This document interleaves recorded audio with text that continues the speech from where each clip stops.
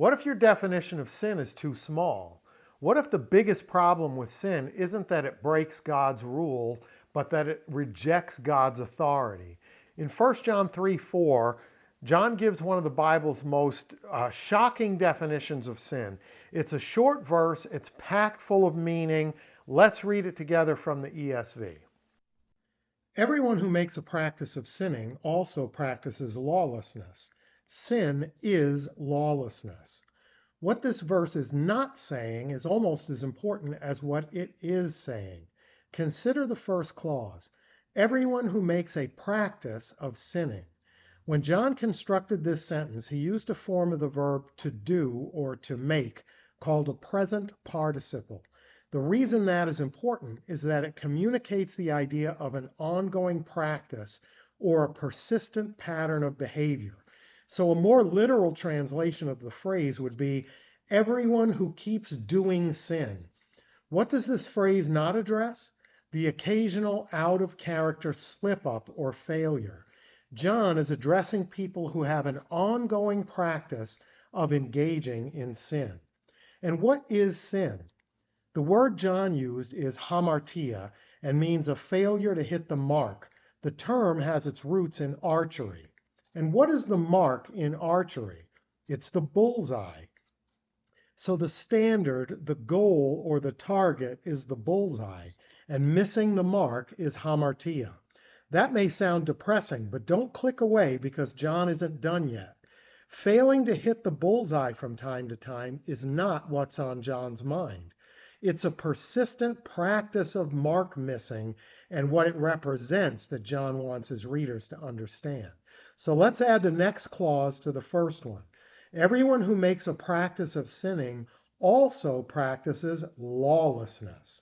So John says those who keep on doing sin also keep doing lawlessness. He uses the same verb again, to do or to make, and it's in the present tense again, showing a continual practice. So everyone who keeps doing sin also keeps doing lawlessness. So John has now introduced another term, lawlessness, and that Greek word is anomia. And it means a disregard for the law or an outright rejection of the law. It can also mean the absence of the law, but that doesn't really apply here. And then John drives home the point with an astonishing clarification. Sin is lawlessness. So John wants his readers to know that the ongoing, perpetual practice of sin is equated with lawlessness. The two things, in the context of an ongoing lifestyle, not an occasional failure, are one and the same. How so? What does this mean? Allow me to make a modern analogy. I'm driving down the road. The speed limit is 55 miles per hour, and I have my cruise control set at 55. Unbeknownst to me, the speed limit drops to 45 miles an hour, but I didn't notice the sign, and the cruise control maintains my speed at 55. I am speeding. I am breaking the law, and it is my responsibility. But as soon as I realize that the speed limit has changed, I reduce my speed. That's not what John is talking about here. Now let's imagine that it's God who sets the speed limits. And no matter where I am, highways, city streets, or even in school zones, I consistently choose to drive 15 or 20 miles faster than the speed limit. The mark is the speed limit, and I'm willfully rejecting it and doing what I want, without regard for the law and without regard for the lawgiver. Let's leave the analogy behind and go back to the Garden of Eden. Look at Genesis chapter 3, verses 2 and 3. And the woman said to the serpent, we may eat of the fruit of the trees in the garden, but God said, you shall not eat of the fruit of the tree that is in the midst of the garden, neither shall you touch it, lest you die. So there was a singular law in the garden. God said you're free to eat of all of these trees except for this one. There's this one law, there's this one mark that must be met. Do not touch or eat from the tree of the knowledge of good and evil. But she ate from it, and she gave to her husband, and he also ate from it. It was a sin, but it was also lawlessness, because deliberate sin is lawlessness. It's a rejection of the law and a rejection of the lawgiver. God made a law. Don't eat from this one tree. By choosing to eat from it, they are breaking that law, but they're also breaking their covenant with the God who made them, who made the tree, and who made the law about the tree. Deliberate sin is a rejection of the lawgiver. That is a big deal. Everyone who keeps doing sin also keeps doing lawlessness, and sin is lawlessness. That's what John wrote in 1 John chapter 3, verse 4. And a rejection of the laws of God is a rejection of the God who made the law.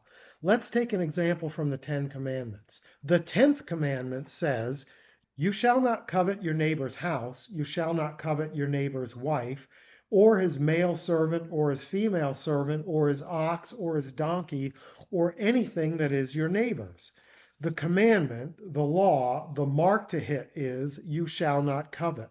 There's a big difference between noticing your neighbor's new car and briefly admiring it, and dedicating all your time and energy to staring at that car and scheming about how you're going to get it away from your neighbor and making a full-time pursuit of having a better car than your neighbor. In 1 John 3:4, John is saying nothing about the guy that briefly noticed his neighbor's new car, and everything about the guy who becomes obsessed with it. Not because of the car, but because of what it says about the God who said, "You shall not covet your neighbor's car." If God says don't covet, and someone says, "I don't care what God says, I'm going to covet my neighbor's car, or his wife, or his house, or his job, or his money, or anything else," that person is not just rejecting the law of God, but he's rejecting the God who established the law. The lawlessness is tied to the deliberateness and the ongoing state of sin. Everyone who keeps doing sin also keeps doing lawlessness, and sin is lawlessness.